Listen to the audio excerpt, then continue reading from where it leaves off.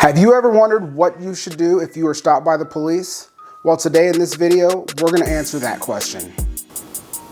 Hi, I'm Nee. Welcome back. If you're new to my channel, I post videos each and every week about the 3 things that I'm passionate about. Those include the law, travel, and my weight loss journey. This week, we're going to be focusing more on the law and have a little bit of a history lesson.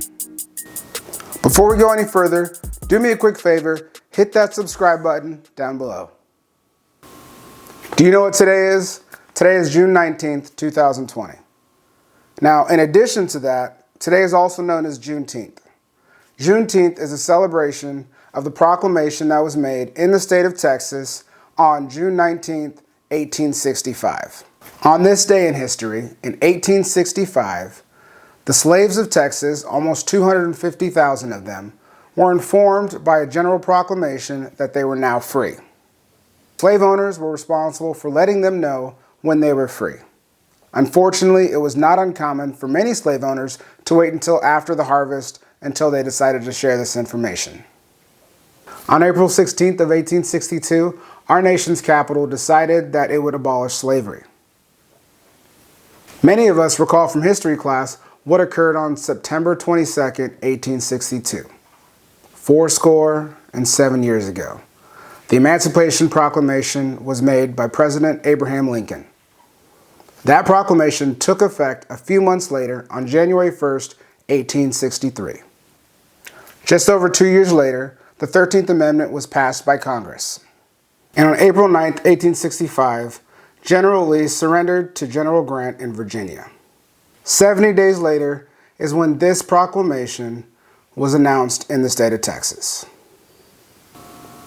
The people of Texas are informed that in accordance with a proclamation of the Executive of the United States, all slaves are free. This involves an absolute equality of personal rights and rights of property between former masters and slaves, and the connection heretofore existing between them becomes that between employer and hired labor. The freedmen are advised to remain quietly at their present homes and work for wages.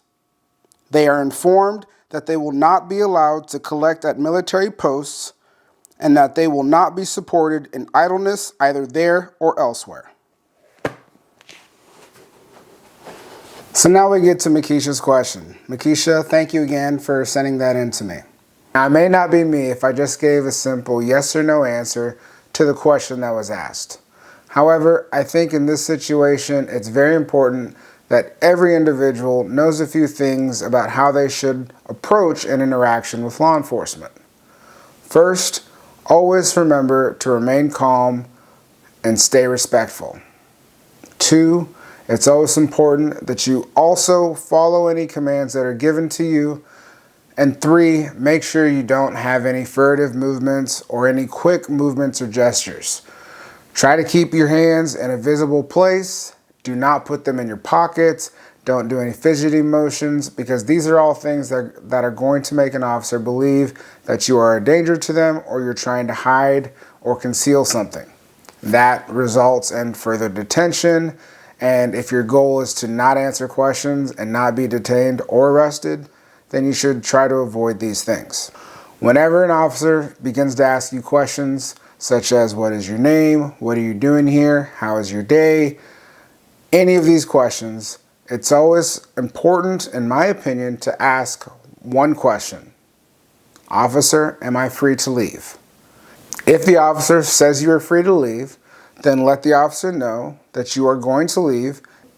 If the officer says you are not free to leave, then most of the time that means you are being detained. If that's a situation, you need to advise the officer that you do not wish to answer any questions without first speaking with your attorney. With those things in mind, we arrive at the answer to the question.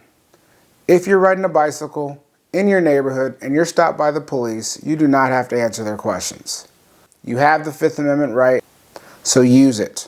Your attorney will thank you. All right, so we went over a whole lot of information in this video. We talked about how you should interact or respond if you come into contact with an aggressive officer. The first portion, we just talked about some general things that you need to think about to help try and bring the situation to a calm level. And then we also talked about your rights with regard to what questions you do or do not have to answer.